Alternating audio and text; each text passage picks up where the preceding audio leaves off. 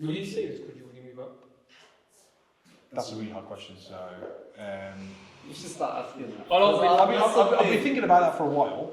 I think a lot of people think about that. Yeah. If you notice, like almost every Brit's like, oh, it's not shit. What I'm really, I've got some German friends, right? And you ask them if you could live anywhere in the world, if you could be born again tomorrow and be anywhere in the world, where would you be? That's the same. Germany. Oh, really? Oh, okay. I met some Germans. You ask any German that, and almost all of them will say the same thing. Serious? Yeah. Well, that goes to show that We sadly in Britain, we've built or we've become a society that's quite unhappy with the community that we live in. No. The vast majority of British people, rich and poor, doesn't matter where you fall, right? You ask them, like, what are your thoughts about the UK and would you consider moving abroad? And like almost everyone is Every like, single person. I don't want to go here, I want to go here, I want to go here. And it's I wanna fun. go here. That's interesting that you said that. Like, yeah. If there was like a survey done about all the countries in Europe and what they, You know why that is? Why? Do you know why? Well, this is my opinion.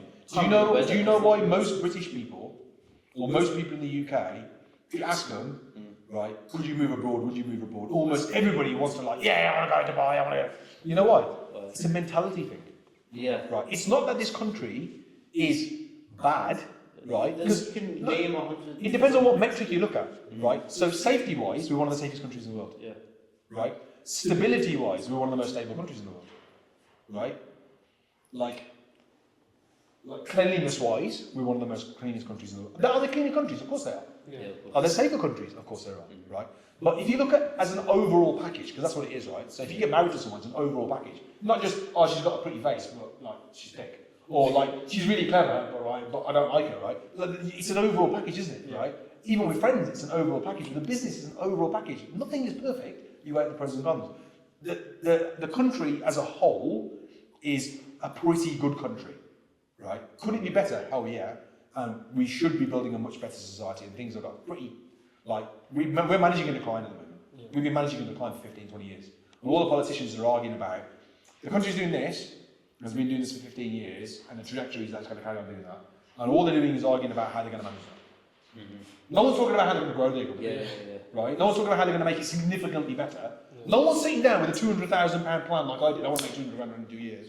No one's got that mentality. No one's sitting down at government and going, right, our GDP per year is 2 trillion, right? How do we make it 4? Because that's a very, very different way of thinking than our GDP is 2 trillion, and next year we know it's going to be 1.9, and the year after that we know it's going to be 1.8. So how do we plan our spending based on that? That's two completely different conversations, isn't it? You know it's failing, so you're going with the failure. You're not. Yeah. So Planning how to die. yeah, you are. Yeah, it's death by 1,000 cuts. That's basically what it is, right? So the mentality of almost all British people, and I'm no different, right? Is that, and I don't know why it is. I don't know. It's something in the air. We've got this mentality that the grass is greener on the other side, right? And we've got this mentality. The British have got a mentality about moaning about everything, right? And complaining about everything. I'm not doing something about it.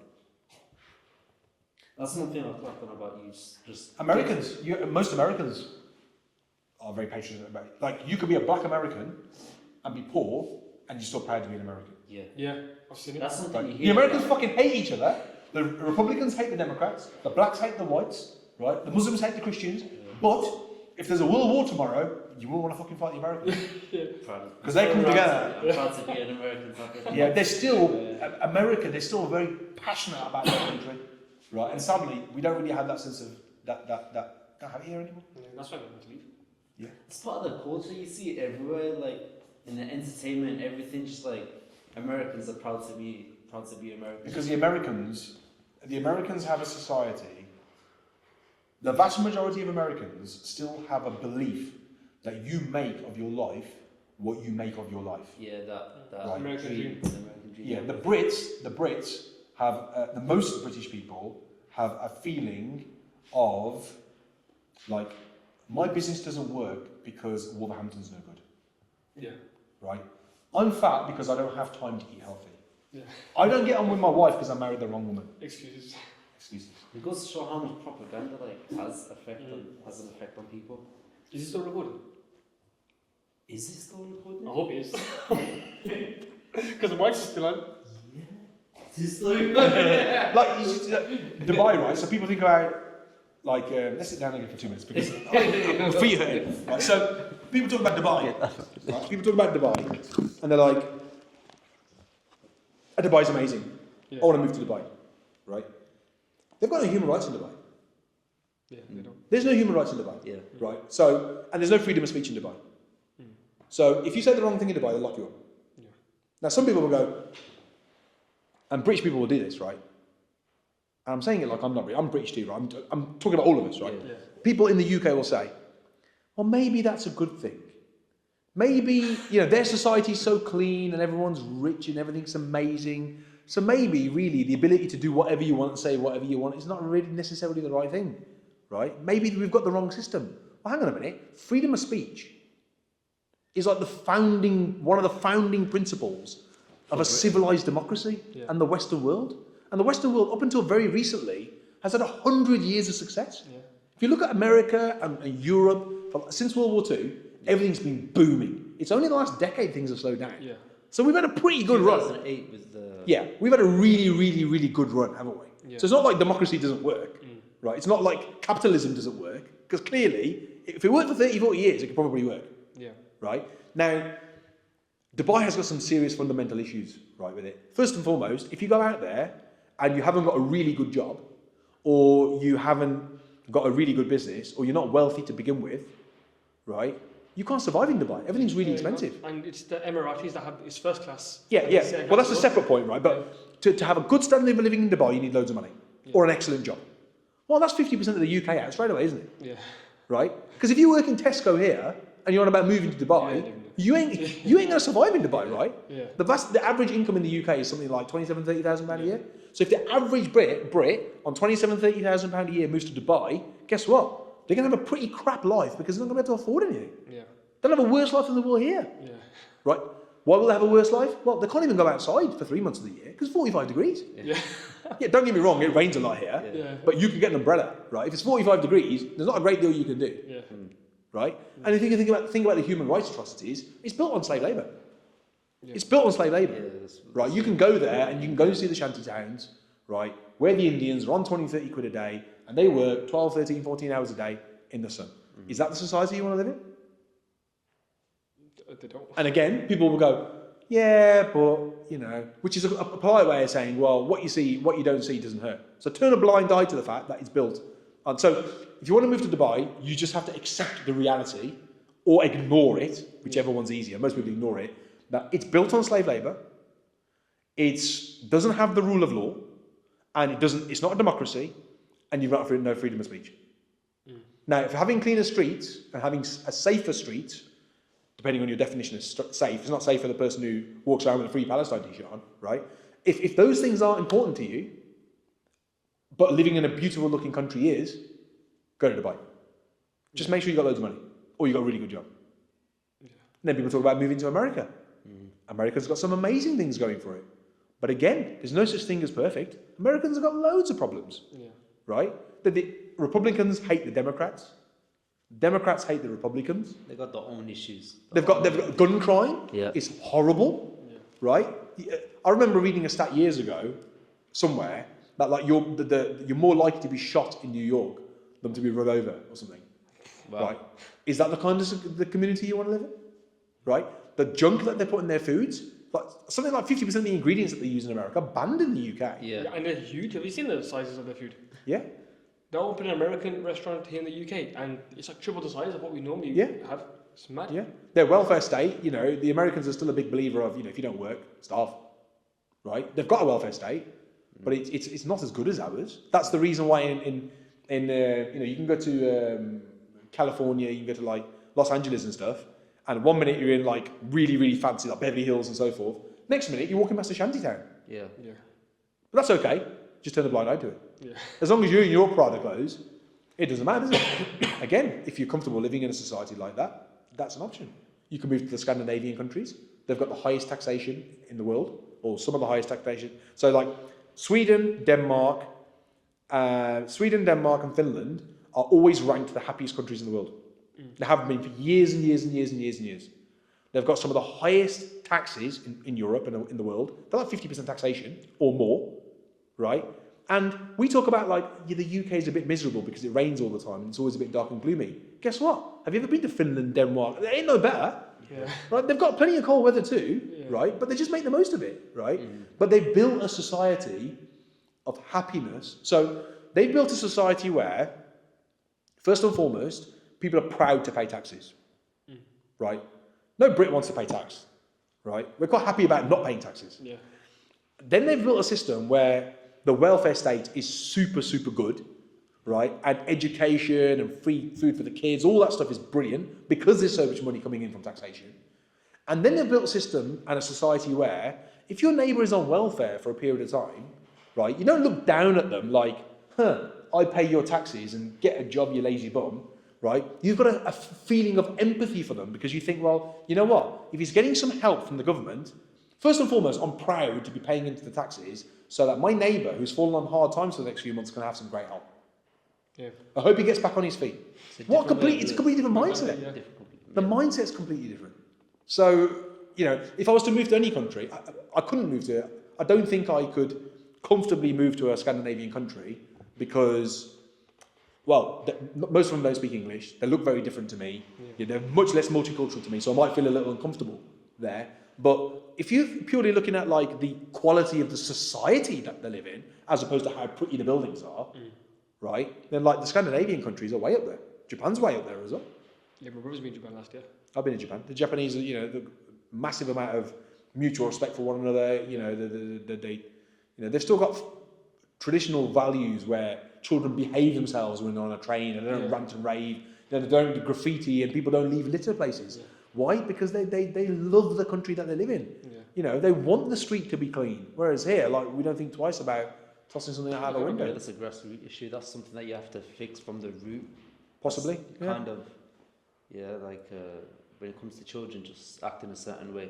Like with bins, like you said something about rubbish. Like I got told that they don't even have a lot of rubbish bins, like on the streets. Where's that? In Japan. In Japan. I don't remember. It's been many years since I've been, but it was spotless, the country. Yeah. So it was spotless. And they don't have bins, so that goes to show that people they take their rubbish home. Probably. With them. So completely different mentality.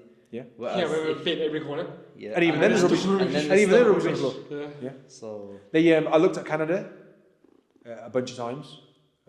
I like a lot of things about Canada. It's a nice country, lots of space, lots of greenery, lots of land.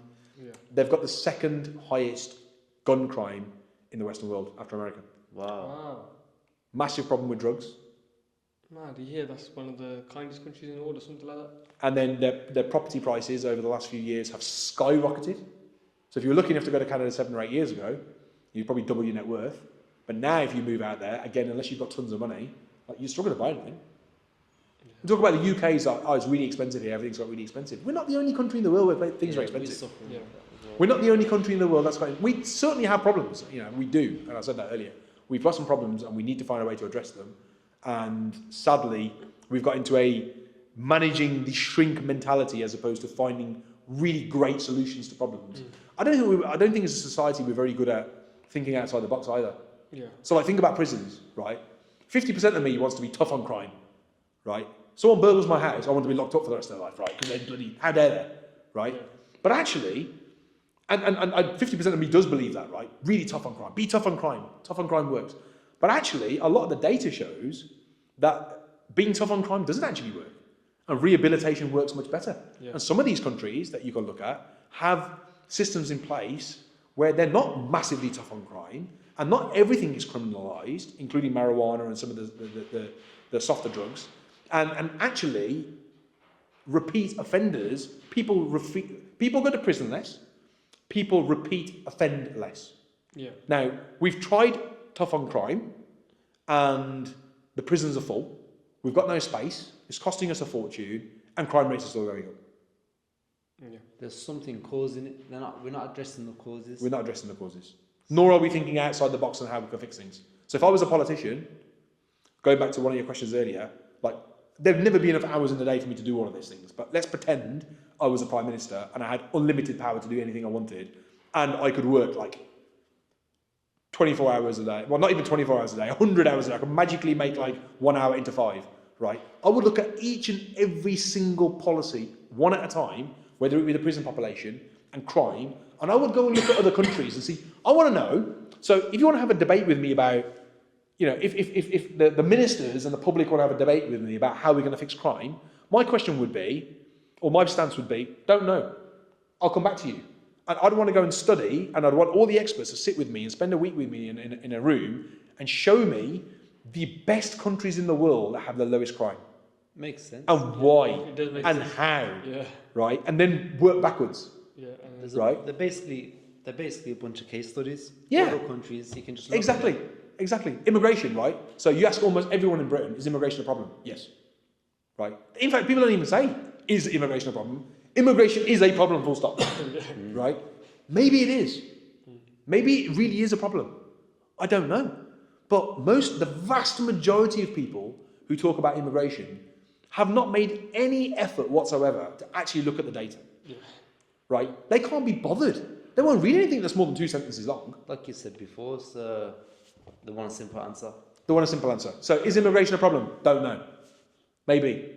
Maybe it's a really bad problem. Maybe it's not a problem at all. I really don't know. What I want to know from my experts, I'm a Prime Minister, right? So what I want to know from my panel of experts is I want you to all go away and research, you know, my minister on this and my minister on that. I want to know, over the last 10 years, how many people have come here? How much does it cost in taxation? What's immigration brought into the country by way of GDP growth? What are the pros? What are the cons? I want to have a really open and honest debate about it. And I want to look at other countries as well. And I want to look at our history in the last 30 years. Because I think, from what I've read, and I don't pretend to be an expert on this, in the last 30, 40 years, immigration has been a net positive. Which means, yes, some people come here and they take the piss and they take out the welfare state, but for every pound that gets wasted or taken out of the welfare state, £2 put back in again. Yeah. Now, if that's the case, what's the problem? Mm-hmm. Right? This idea that some people come here as economic migrants. Oh, God, that sounds bloody horrible, doesn't it? People coming here to work, how dare they?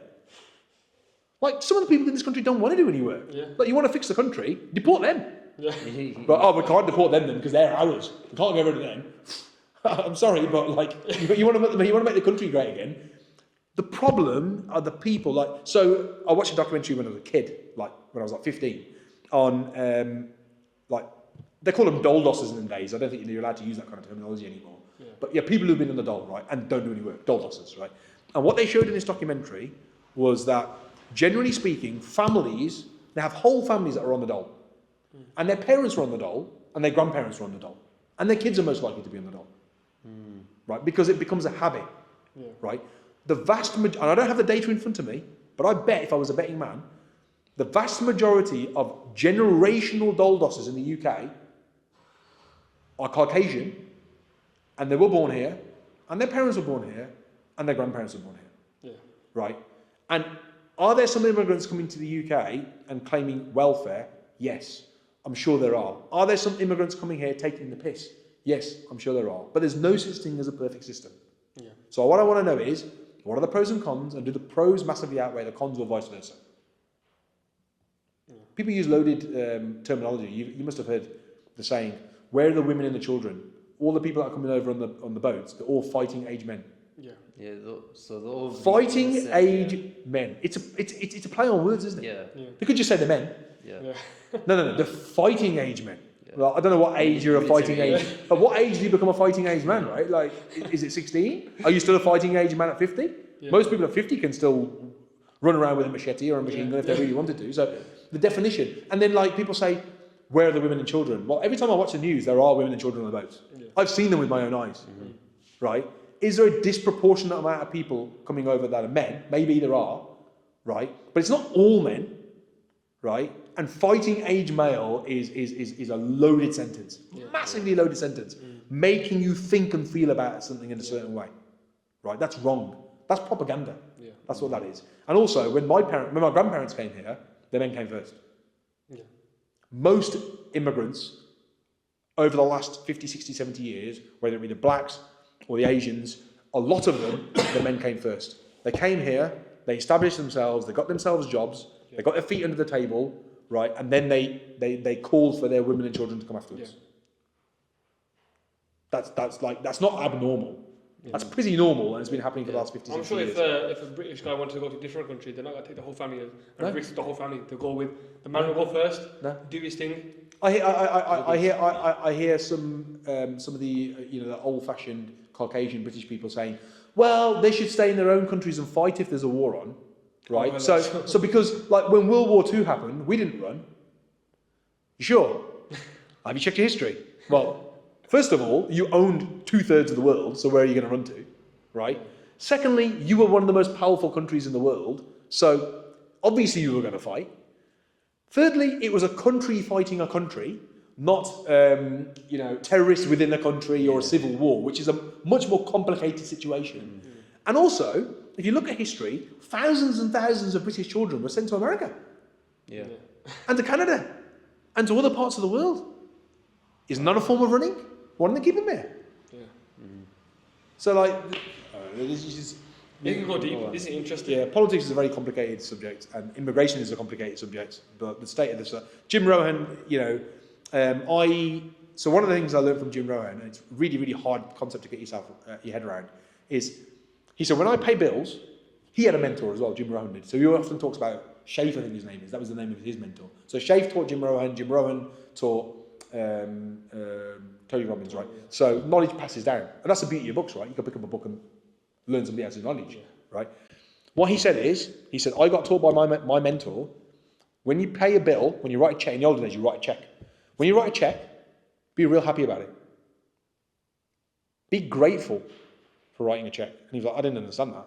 Like, why would we be grateful giving someone more money? He's like, because if you're paying for something, there's a reason why you're paying for it. He's like, so if you send your check every month to the lease company that you hire your car from, they've provided you a wonderful vehicle. You wanted that vehicle. You didn't have to have it. So write it with joy. Yeah. The reason why you did it in the first place. Exactly right. When you pay taxes, and again, very hard to do. When you pay your taxes, and nobody wants to pay taxes, right? We don't want to pay taxes. We just want to have an amazing country and want the money to fall from the sky. We don't have to come from us, right? Again, it's a mindset thing, right? But when you pay taxes, I can understand why we have all these negative connotations around paying tax. Me too. But also, if you really sit and allow yourself to think about it logically, when you write that tax check or you make that bank transfer, that money is going into your community. It's going into your country. It's fixing the potholes that you drive down. It's paying for the school that your children are going to go to. Now, if you're not happy about the school, that's a different story. If you're not happy about the potholes, that's a different story. You can do something about that. Go and become a councillor. Go and become an MP. Right? Stop throwing litter out your window when you drive down the road. Stop driving 60 miles an hour under 40 because you think you're cool. That causes a pothole. Yeah. Right? They don't look at themselves, look at other people. Exactly. Exactly. But so I'm slowly now getting into. So since I read that book about 6 months ago, every time I get to the end of a mailing deadline, like I have a mailing deadline for my Leaflet pack. So I tend to live my life at the moment. Like most people live their life like in months. Right, especially if you're a business owner, so like that's January over, that's February over. I tend to live my life in 5-week cycles because that's typically like I sell for 5 weeks, I do artwork for 5 weeks, I meet clients for 5 weeks, and then it all goes to print. And I can take a breath, have a few days off. So I had a mailing deadline a few days ago, so I'm in relaxed mode at the moment, and then I'm back in selling again. So at the end of the mailing deadline, I don't do it every month with everyone because sometimes I forget, but I try my very best to remember to text or phone or video note or send a card in the post to the graphic designer that works for us. Say thank you so much for your hard work. Same with Andrew. So we use a third-party printer from time to time. Same with that guy. And I'll say to them, I've had a cracking month. I made good money this month. We've helped 13 new clients. I want to say thank you. Now, in theory, I don't need to do any of that, right? Because they're providing me a service. They're doing it for free. It's not charity. But the point is, like... I'm happy about it. Well, I'm successful because of tons of hard work, but also the infrastructure around me, right? If I didn't have the safety of driving from my house to come and see you today because we lived in a dangerous country, I might not be here.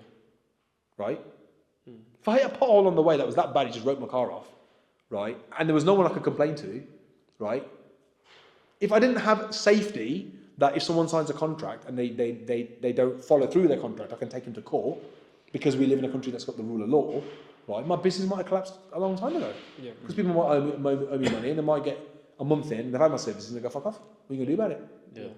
Right? If there's no recourse, right? if we didn't live in a society where we had speed cameras and we had a speed limit, right? And I'm not perfect for it, like I drive around like a lunatic too, right? But if we didn't have that, when our child gets run over or when our grandma gets run over, that's because we built a society that allows that to happen. Yeah.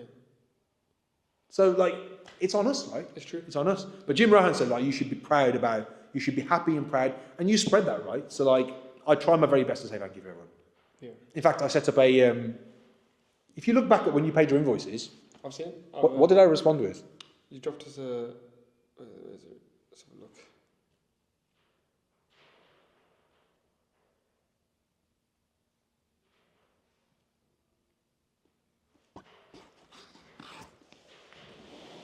I've had 2 people ask me for a quote in the last 2 hours. Yeah. I get inbound inquiries now. Like, I take it for granted now. I never had them before.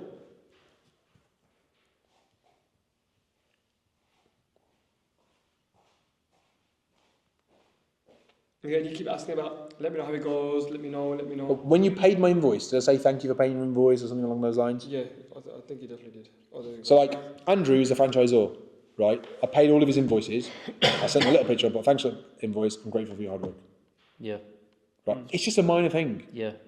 Right? But like, I am grateful for his hard work, because if he didn't help me, I might have had a bad month. If he didn't pick up the phone when I'm having a shit day and talk to me and give me advice on how I can fix it, I wouldn't be as successful as that. Yeah.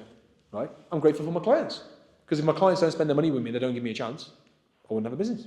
Yeah. So like, I think if people talk about gratitude, right? But if we try our very best, and it is really hard because we get busy, right? We're all very busy, running around our lives trying to do a million things. But if we try our very best, like I don't journal. I wish I did, but I don't. And I don't do that thing that people recommend where before you go to bed, you write down 3 things you're grateful for. I don't do it. Yeah. I should. But I can see the power in that. And like, if you've got the time and you've got the motivation to actually do it, I think we should do it. Yeah, I should do it. Looking at the glass half full than anything else. So I think what you're saying translates to any other person's life as well. We can do the same thing with our customers. Off the top of my head, in 60 seconds, I'm grateful for that my own clothes are ironed. My wife did it for me. I'm grateful that they clean because my mum probably washed them for me. Right? I'm grateful that I've got a uniform with a logo on it, right? Because I had the money to buy the franchise in the first place. I'm grateful that a client gave me a chance to work with them and spent their hard-earned money with me, as this would never have happened. Right? I'm grateful for the initial inquiry when you first rang me. So if you never rang me, we wouldn't be here. We wouldn't be here. I'm grateful for the guy that does my Google ads, because without the Google ads, you wouldn't find me. I'm grateful for my car that I leased, and I got a sensible price on it because it brought me from A to B safely. And touch wood, it'll get me home safely. I'm grateful for my aircon that I put on the way over here. I'm grateful for music on Spotify because it makes me feel cheery, and I've got some nice songs. And it puts me in a good mood. Right? I'm grateful for that. When I go home, my wife's gonna be waiting for me. I've got 2 beautiful kids that are gonna be waiting for me. Like you could literally list 100 things that you could be grateful for in an hour. Some blessings just in the last 2 hours of your life, right? But we don't. Yeah. We think about everything that's wrong. Yeah. And that is a big. I think that again, one of the things that Jim Rohn says is things won't change. Things will always be roughly about the same. You have to change. If you want your life to be better, you want your business to be better, you want your relationships to be better, you have to change. He's a big believer on working on yourself, being the best that you can be. He was like, I used to tell my mentor, I'm unsuccessful because of the weather, or I'm unsuccessful because of the economy, or I'm unsuccessful because I don't have the right skills, or I'm unsuccessful because I don't have the right health. I'm unsuccessful because I don't have the time. Yeah. He says, my mentor said to me, that's a wonderful list that you've got. You're missing the single most important thing on your list. Your name's not on the list. You haven't got the skills, go learn them. It's true. That's deep. Haven't got the time. What are you doing 16 hours a day? Stop doing something that you don't need to do. If you don't like the country, fix it. Yeah. Do something about it. If you don't want to fix it, leave. Go somewhere you do like. If you don't want to do that, just shut up. Yeah. Stop talking. Yeah, exactly.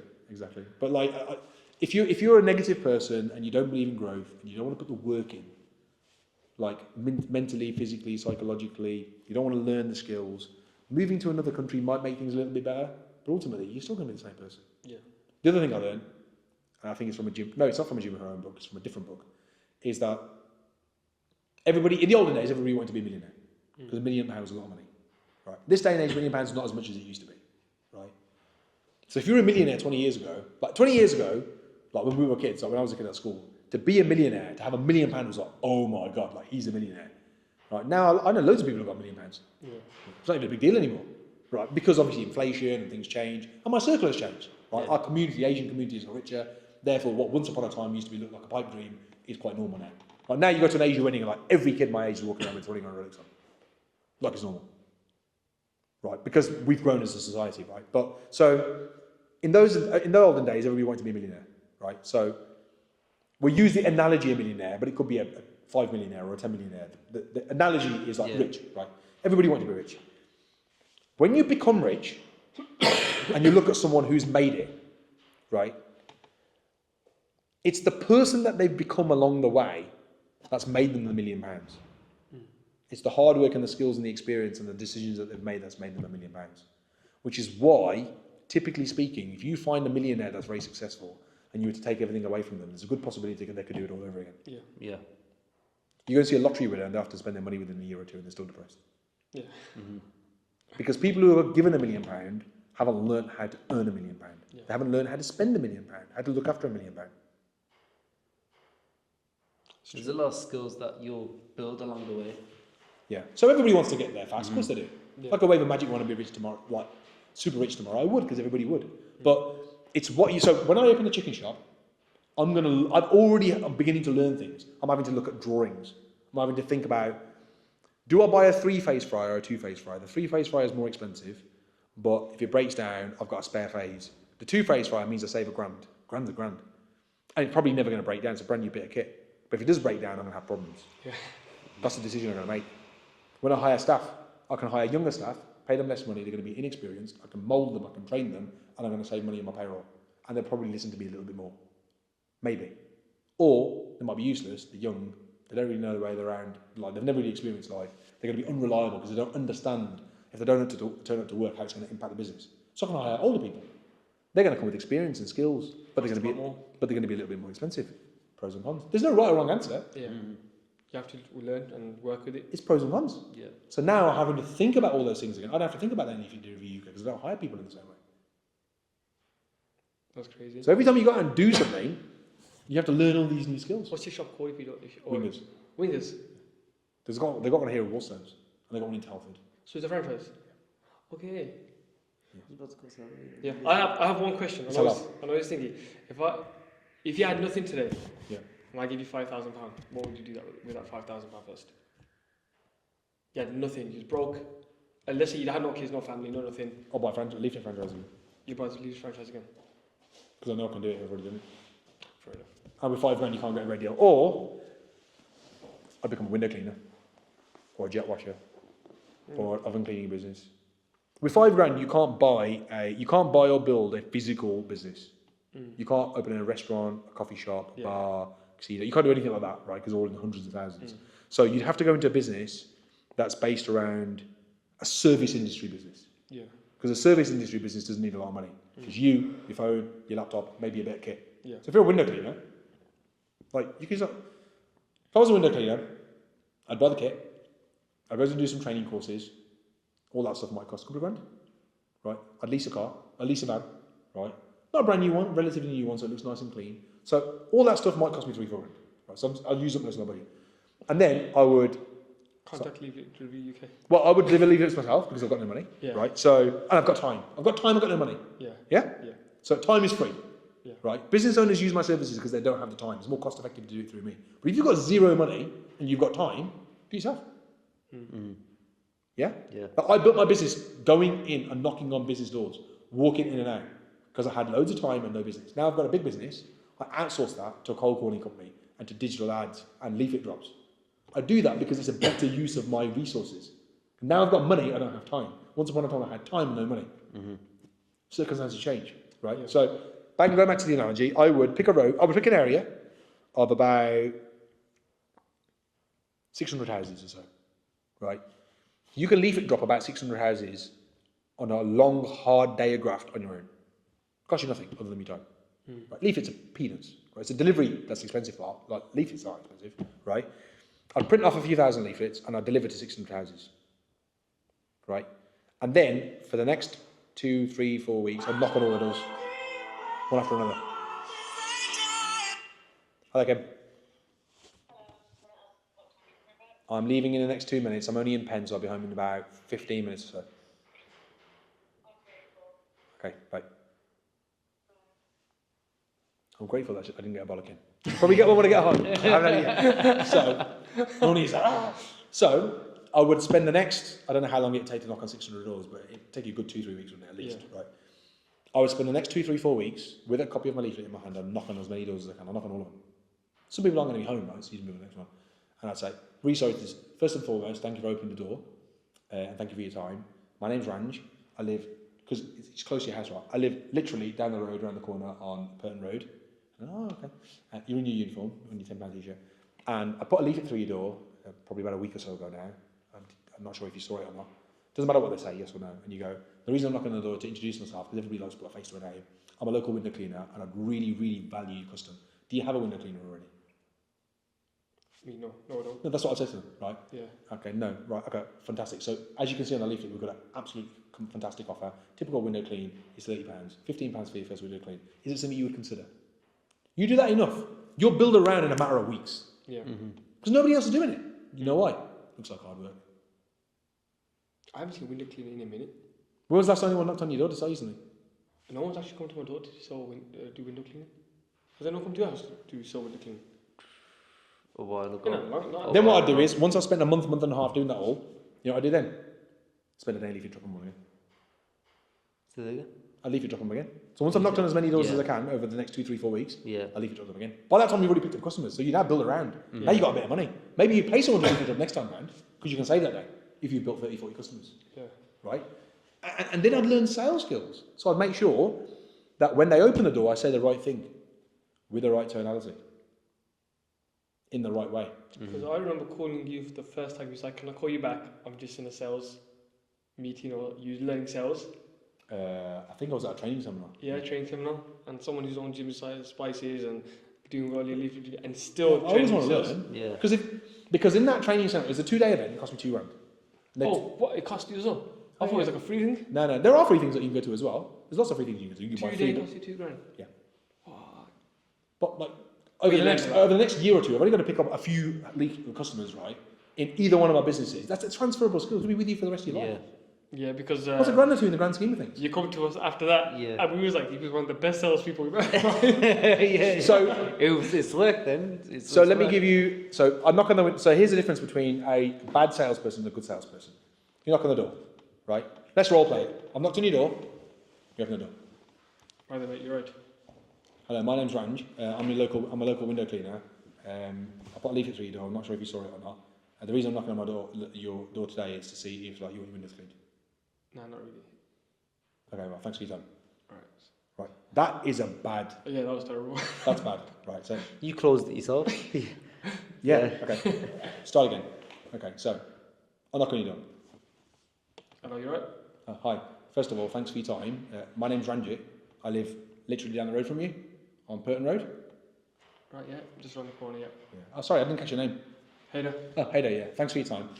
Apologies I'm intruding, and you're probably in the middle of having your lunch or so forth, so I'll make it real quick. I've started a new business very recently, and it's my own personal business, started from nothing, and I put this leaflet through your door recently. I'm a local window cleaner. Did you see the leaflet? I did, yeah. Okay, wonderful, thank you. So, again, I want to be respectful of your time, so I'll only take a minute of your time. Do you have a window cleaner at the moment? No, I don't. Okay, and is that because you're quite happy with the way that the windows look, like they're okay the way they are, you're not overly worried about having them cleaned, or is that simply just because you've never really thought about it, or perhaps you had a bad experience? Yeah, I haven't really thought about it, to be honest. Haven't really thought about it. Okay, thank you. So, is it something that you might consider? I could, yeah. I think they are a bit dirty, but what can you offer? What's your price? What's my price now? Thank you for the question. So, you'll notice on the leaflet, so you've got a 4-bedroom house here, typical four bed. A window clean would normally be about £25-30 or so, but I'm doing a half price offer. I'm being completely open and honest with you. At that price, I actually make a loss. But the reason why I'm doing that crazy offer is because I'm really hoping that once I've done exceptional work for you and you've seen your windows spotless, and you drive home, and you see them a couple of days from now, if you give me the opportunity, and you go, you know what, for the sake of 20-30 quid once every month or so, that's well worth it. I'm hoping that I'm going to build around and build a local business, right, that will pay me sensible money and that make me make a living, and I want to do good work for you. So with that in mind, would you be interested in potentially trying my offer, whether it be today or some other time in the future? Yeah, absolutely. Is your number on the leaflet? It is on the leaflet, yeah. Is it something you want to think about, or would you like me to book you in now? No, can you just book me in now, please? Yeah, no problem at all. If you said I want to think about it, that's no problem at all. I'd say absolutely understand you want to think about it. Would it be okay if I perhaps gave you a courtesy nudge a month from now to see if you've had a change of heart or whether you've had a chance to think about it? If you go, yeah, okay, wonderful, right, what number can I get you on? That's mad difference. Yeah. Yeah. So at some point now, she hopefully will ring me or her boss will ring her, and I've got the boss's name because I asked for it. You know, if I was I said, what's your boss's name? So now I know what his name is Henry. So regardless of whether she comes back to me or not, 3 days from now, I'm going to ring the Ming Moon landline and say, hi, it's Henry. And I'm going to say, yeah, who's calling? Ranjit. Who's Ranjit? Don't who knows. Then they say, Ranjit from where? Ranjit from Techno. And at that stage, most people are just like, I feel like an idiot asking any more questions. I'm just like, I'll go and get Henry. And they're like, is he expecting your call? Yeah, I hope so. He's going to give you the phone. What's it regarding? He's expecting my call because he inquired about our services. What services? Leaflet drop. He wants to do one apparently. Maybe I can help. Is he in? Yeah, let me give you the phone. Right. I thought it would take that long anyway. Yeah, you just be like, Yeah. dude. As soon as you say Ranch from Techno. Well, we call You know what it is? we call them gatekeepers, right? So Yeah. you ring someone and you say, if you ring them and you go, hello, this is Ranjit. I'm phoning from Leaflet Delivery UK. We help people design, print, and deliver leaflet campaigns. Is the owner Henry in? That sounds like a sales call, Nah, Yeah, thanks. See you later. yeah. Yeah. right? Yeah.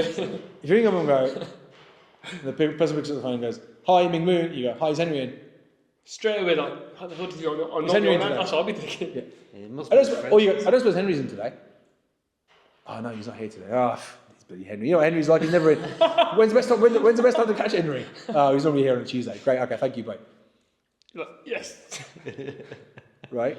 Or if they go, typically, like most gatekeepers will ask 1 or 2 questions. Some ask none, some will fucking grill you hard. Right? Yeah. They're clever, right? Like, some will ask you 1 or 2. They're The typical briefing. question is, where are you phoning from? Techno. That's where I'm phoning from, right? What's it regarding? He's inquiring. You give him the most broad answer, like, What are they going to say? What's his inquiry? Well, what the fuck's he got to do with you? He's your boss, right? He's the one who's made the inquiry. So like, I like this one as well. Right, this is a sneaky one, right? So you ring the company and you go, you know James is the director. You go, can you speak to James, please? Yeah. What's it regarding? Regarding my wife. And they're like, sorry? It's regarding my wife. Is he in, James? Yeah, okay, I'll go and get him. So James will come on the phone. You go, hi James. Hiya. This is Ranj from Leaflet Delivery UK. Hello. So the reason I'm calling is I was out with my wife the other day and we drove past your new pizzeria and my wife said to me, Ranj, like, surely you can help these guys get more customers, right? They're a great location, the pizza looks fantastic, they've got a brand new shop front, that look wonderful on the leaflet. So the reason I'm calling today is to see if I can book in some time together, I'll come out and see you. Maybe I can be of some assistance. he's going to be worried and happy. He's I didn't gonna lie. be happy. I didn't lie. I didn't lie, did I? No, you never. There's loads of tricks. Nice. If you're cold calling, which is really hard, right? You cold call and you go, person picks up the phone, you go, hi, this is Ranjit. I'm going to be honest with you. This is a sales call. You probably hate me. Do you want to hang up on me now or give me 30 seconds of your time? They're going to give you 30 seconds. The majority of people will go, oh, go on then, I'll give you 30 seconds. What are you selling? And you go, thank you so much for your 30 seconds. At this stage, I'm not actually selling anything. I need to know a lot more about your business. But what we actually do is we help businesses get more local customers by designing, printing and delivering successful leaflet campaigns. Most of the businesses that we work with want more local customers, or perhaps they've got a new product and service that people don't know about and they want to get their name into the marketplace. Or maybe the business is seasonal, so like in summer they're really busy, in winter they're dead, or vice versa, and they want to fill their diary during quiet times. Do any of those 3 things resonate with you, or not at all? Right, yeah, I can do. Most people go, yeah, some of those things resonate with me. Wonderful. Which one of those resonates with you? All 3. Great, all 3. So maybe we can help you. So I want to be respectful of your time. I asked for 30 seconds. You've given me at least a minute. Can I have a couple more minutes, or should we stop here? And they go, no, you can carry on. Then you have another 2 minutes, and then you go, can I book to come and see you? It's very smart the way you're using your words. You're not lying to them. Yeah, it's very smart the way you're using your Because people don't like to be lied to. words. Yeah, So tell them the truth. that's true. And they appreciate it. Like when... When they find out that once they get the feeling that you're genuine, it's like, And also, like, what I learned in sales over the last 2 years is not everybody wants your products and services because they don't necessarily have the pain point that you think they have. So if I ring a pizzeria and they're not really interested in spending any money on marketing because they don't really believe in marketing, I can't help them. yeah. I could be selling the best marketing in the world. If they don't believe in investing in their business, I can't help them. It's true. Maybe they don't want to grow their sales because they're happy where they are. I'm not the right person for you then. Yeah. Right? Maybe they've got like, staffing issues at the moment. So certainly for the next 2-3 months, they're not going to be interested in growing their sales because they've got to sort the staffing out first. Yeah, no. Right? There's lots of reasons why somebody might not want your product or service. Right? Kids, right? You guys, I'm sure you guys think your services are fantastic and every kid should consider it. Of course we do. As business owners, that's how we feel. Yeah. But some parents like don't like martial arts. So yeah. Some people don't want their children to be violent. Some people, kids are like, well, I'd rather my kid spends all his time reading books and is an intellectual person, right? As opposed to a sporty person. Some parents don't give a shit about their kids. Yeah. Some parents haven't got the money. Some parents haven't got the time. It's, if you can understand the reason why they're not interested in your product or service, then you can either help them fix it if they want to fix it, or go, cool, I get it, it's not for you. Yeah. You're never going to solve everyone. Yeah. It's true. It's true. Right, I gotta go.